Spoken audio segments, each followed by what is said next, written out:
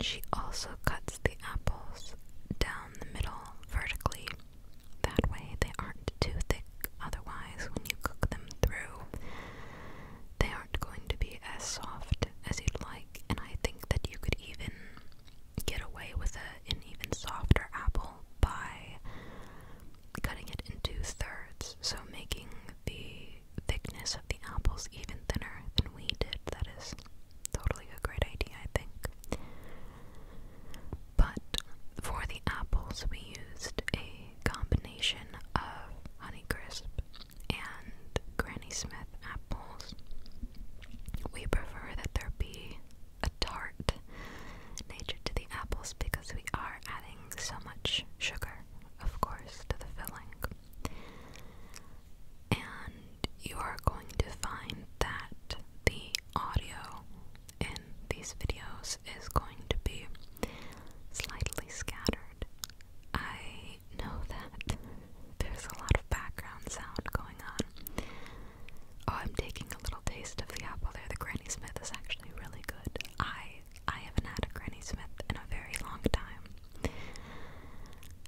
But like I was saying, the audio will be a little bit scattered. There is a lot of talking going on in here.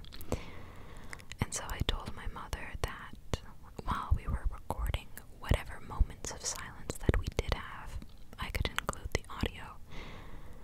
But I didn't want to limit us in our conversation because I feel that this was a pretty good sense or experience of bonding with me and my mother, because she knows that lately everyone's had very busy schedules, and so this was a time for us to be able to sit down together to really do something. And if you were wondering why we aren't showing our faces in this as much, it is mainly because I want to be sure my mother is as comfortable as possible while we are creating this video. I didn't want her to feel like people are going to be zooming in on her looks or just zooming in on her expressions, because even though she doesn't really say it, I know that she's quite nervous about being put on the internet. Not in any way that she didn't want to make this video. She was actually very excited to make this video. But I feel that she is nervous about it regardless. I think it's just maybe her being, conscious of appearance and maybe what other people may think of her. But she is lovely and wonderful and beautiful regardless, and I hope she reminds herself of that more. Even if I do, I know that she has to believe it herself. She actually, quite a few months ago, but still recently, had surgery on her face for a large and quite deep bit of skin cancer. And so there was a patch in our lives where she had to sort of experience the process of seeing yourself differently. And even though none of our family saw her any different, I'm sure that there was a lot in her own self-identity that she had to mull over, to see a different scar or a different mark on your face. I'm sure it might have been scary for her to experience and have to think about, but she is such a strong woman, and I hope that she knows that. She won't watch this far into the video. Maybe she'll watch a couple minutes just to see us together, but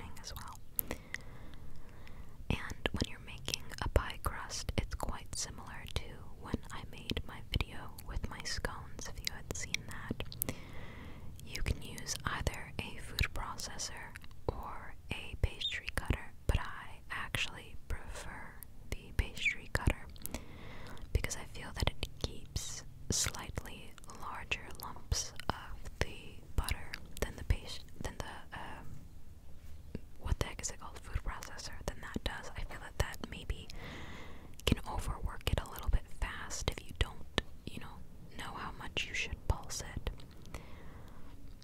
And so here, the goal is just to work it so that the lumps of butter and shortening are all coated in flour and come out to be very, I guess, sort of not crumbs, a little bit bigger than crumbs. You could even say pea-size lumps in that sense. You'd like to still see the butter, as we're going to see later on, once you are finished cutting 2 sections of the dough. Because of course, one section of this is designated as the bottom crust and the other as the top crust. And you'll want to make sure that the butter and the shortening is cold. You want it fresh out of the fridge. It cannot be warm. This is how you're going to get those flaky layers and that delicate sort of texture of the crust. And then you're also going to want ice cold water, just to ensure again that everything in this dough is staying cold. And once you have it coming together, you can sort of see it looking like thick clumps of sand. You will start to add in your ice water. It's supposed to be about half a cup without the ice cubes in it, but mine ended up dropping in, and it's really not necessary that it be that precise. You'll be alright. So you will add that in 1 tablespoon at a time, just to sort of be sure you're doing it gradually and don't add too much liquid. However, if you do end up adding a little bit too much water, that's okay. Just add a little bit more flour again. The texture is kind of that of kinetic sand in a way once you dump it out onto the counter, because it feels a little bit too dry as you begin to knead it, but eventually it does all come together. So just keep in mind that you don't need to add too much liquid, just as long as you can press it together and form some sort of ball. What's important to note is that when you put it in the fridge, that is what's going to bring it together. And so allowing it to get just those little bits of, what would it be? Condensation. Oh, goodness, the science terms. I've been too far from that.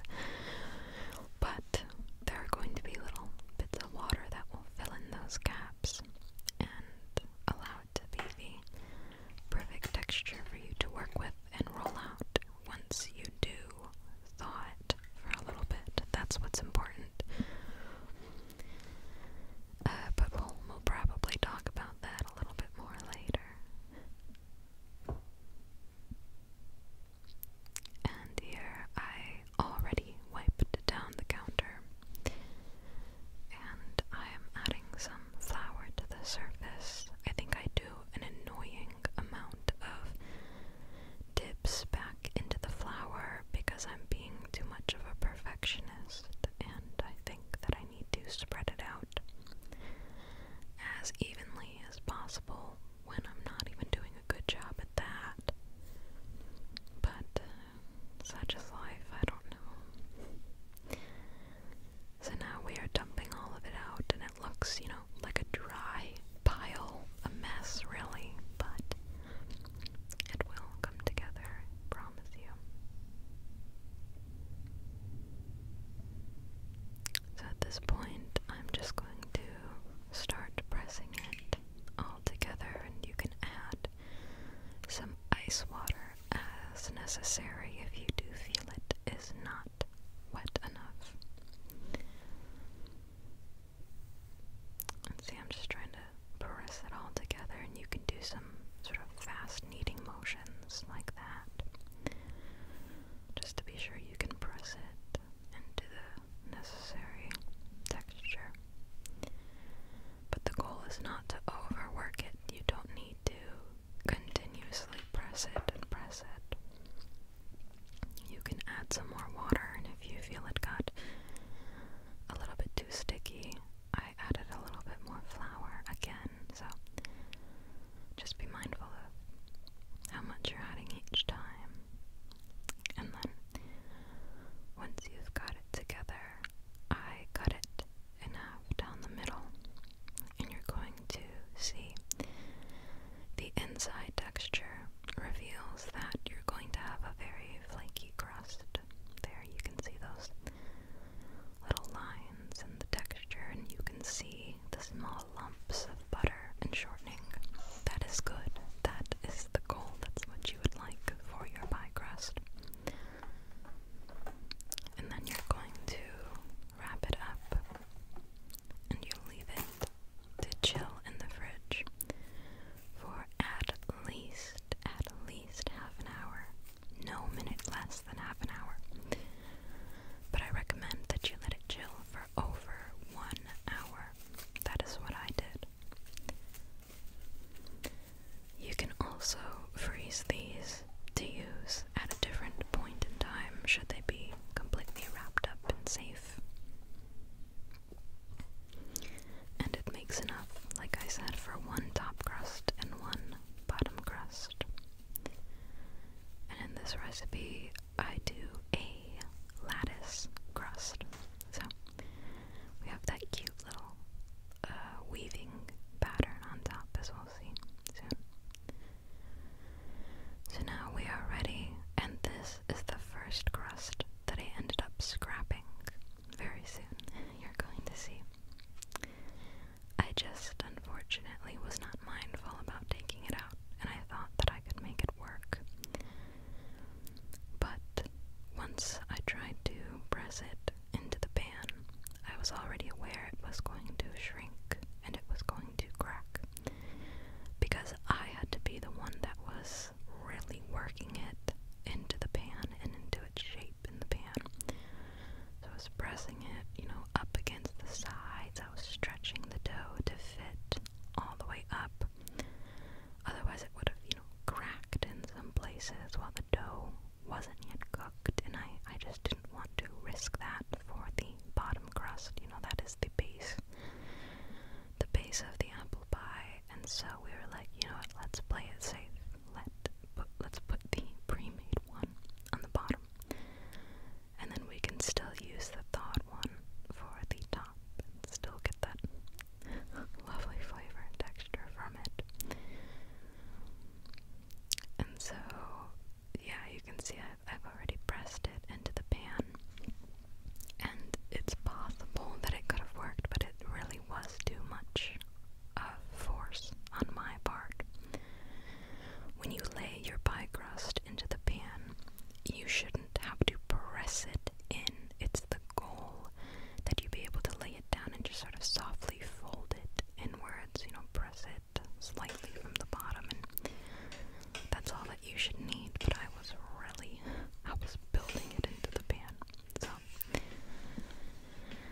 I will try again next time when I have both of the doughs fully thawed out. Oh yeah, not me. But now, me and my mother were talking about getting nutmeg, but we found that it was expired. Not by long, and so my mother was like, well, just smell it, see, is it cause you know how expirations for spice and stuff work, sometimes you're like, well, maybe we can get by. But we smelled it, and I told my mother, I was like, girl, this smells like ashes. So we threw it out. So no nutmeg in this pie today, you guys, but you can use nutmeg, you can use allspice. But for today, we just went with what she's doing right now. You do half granulated sugar and half dark brown sugar. I think she did a little extra dark brown sugar.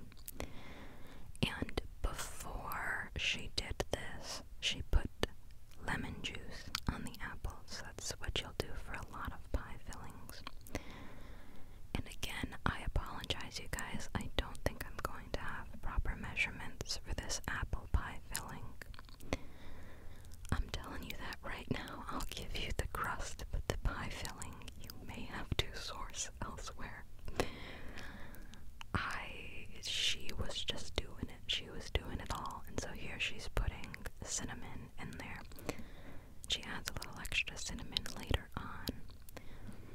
And then we add just a little dash of butter in there because I think that this actually worked out really well because we accidentally forgot to add all of the butter cubes onto the pie before we did the lattice method. Oh, there's the pie crust. It's okay, you guys. It's okay. You can bake and still use pre-made stuff. It doesn't make you any less of a baker, alright?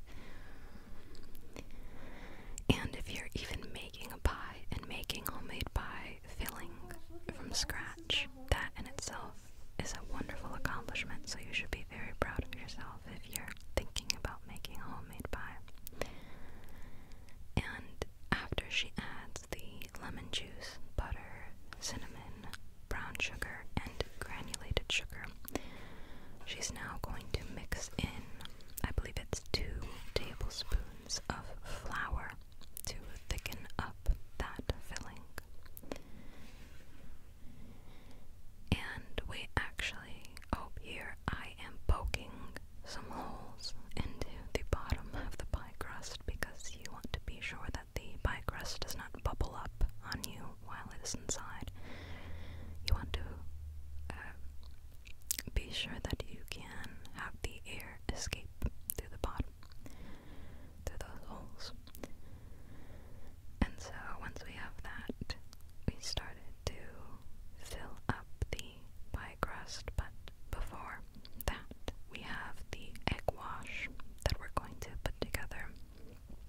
Egg wash can be pretty informal. I just did 1 egg and some half and half.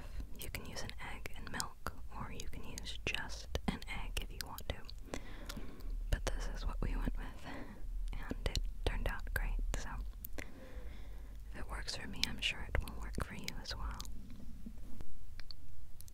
And then that stick of butter there is going to be used for me to chop up into little cubes. Not all of it, of course, just some. But as my mother lays the filling into the pie crust, she's going to drain some of those juices just to be sure there's not too much liquid going on into the bottom of the pie crust immediately. And then with those cubes of butter, the goal was to scatter them across the top of the pie filling there. But what ends up happening is we forget, because we are so focused on getting that second dough, the homemade one rolled out and into the lattice shape that we forgot about sprinkling it over. And so you're going to see later on that we end up just taking, thank God for the lattice design actually, because we take those little cubes of butter and we just poke them inside the holes that the lattice leaves. Oh, look at me, so tired. This was actually really exhausting, you guys. This was, for some reason, baking a pie is tiresome. Oh my gosh, did you almost hear my soft-spoken, my real voice come out there? Gosh, that's embarrassing, really. But now this second set of dough has had time to thaw out. And so it's going to roll out a lot, it's going to be a lot kinder than the other one was. And with this sort of dough, you really want to work at it with flour often, lifting it up from your surface often to ensure that the surface is still having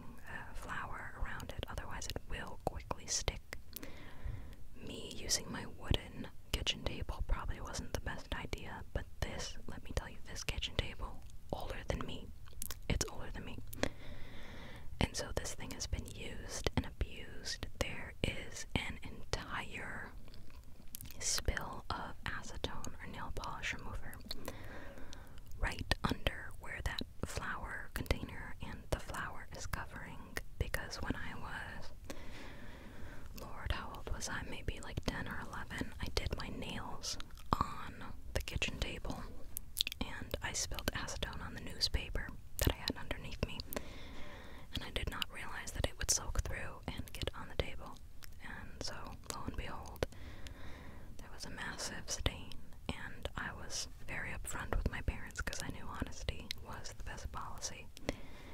And they were, you know, a little bit like, ah, dang it, but they weren't mad at me because things happen, and it's a kitchen table that we use. There's lots of spills, lots of laughter, lots of memories, and so we weren't too upset about that. Oh my gosh, ew, you guys, didn't I just sound like a live, laugh, love sign right there? Goodness gracious. But we are now preparing the lattice design on the pie, and we had to move a couple pieces around to be sure it would fit the way we wanted it to. And I also had to roll out the scraps of dough that I had laying around so that I could create the final couple of pieces to the lattice design. I will say, however, with the pre-made dough, it did not have nearly as much overhang as I had hoped it would for that bottom crust. And so it probably would have been better had I cut longer pieces of the lattice so that our border could be a little bit thicker, a little bit larger. But this does, to me, still look like a cute little rustic apple pie that you'd have homemade, and so I think that it was very, very pretty, even without the exaggerated border I was hoping to do. It was sort of my goal to do the pinch, not with my fingertips, just because I have long nails, but probably with my knuckles. You put them around, and one of them goes into the middle of the two so that it creates that ripple edge, if you know what I'm talking about. But with this design, we simply folded in the overhang of the lattice design dough and folded that inward so that everything was cleaned up on the edges. And I thought that it was very cute, so I'm very happy with it, and we're soon going to realize, once we think that it's done, that the butter is indeed missing. But with those little gaps that we have in the dough, we were able to make it work, so I'm appreciative that at least my mother was the one that remembered about it. I will say, though, if you've made it this far, I just want to say I appreciate my mother for doing this with me.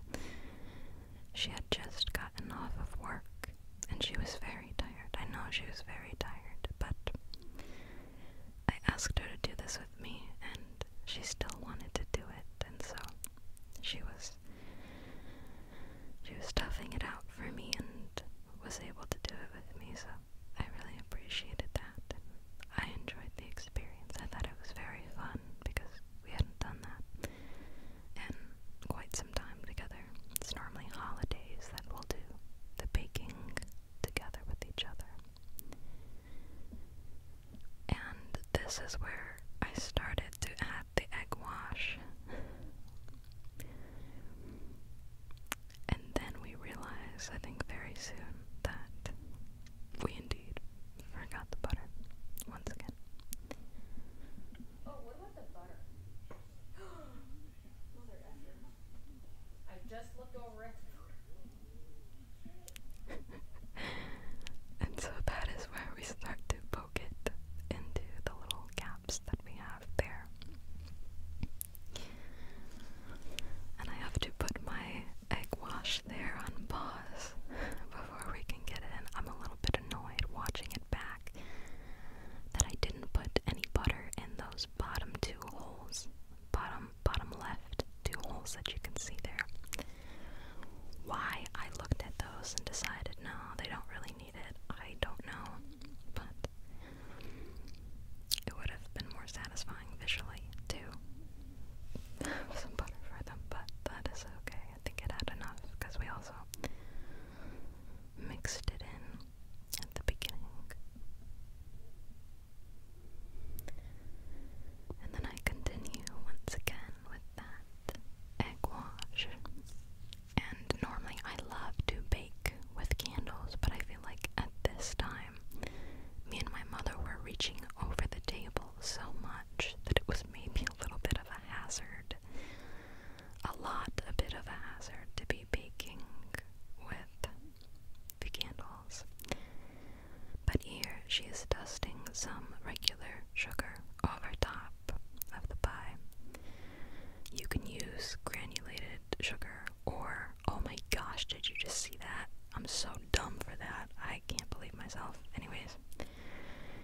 sugar in the raw, which I would recommend more, which is just crystallized sugar. And why I'm doing that, I don't know. I become a different being with my mother. I think she just brings back out the youthful energy, you know, the you are still a kid, Haley sort of feeling in me.